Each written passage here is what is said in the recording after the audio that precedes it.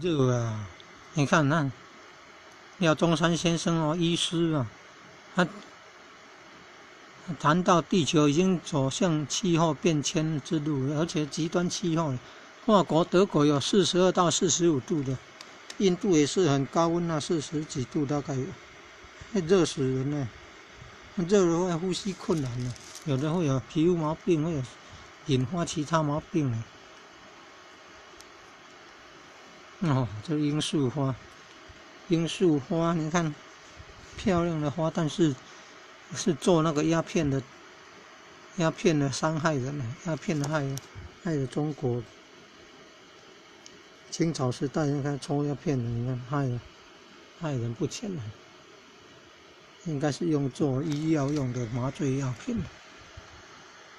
阿芙蓉，从花来看是美丽，但是那个做出来的变成毒品，鸦片毒品就不好了。要做那个什么麻醉药品还可以用，麻醉药品要有医师允许才可以用。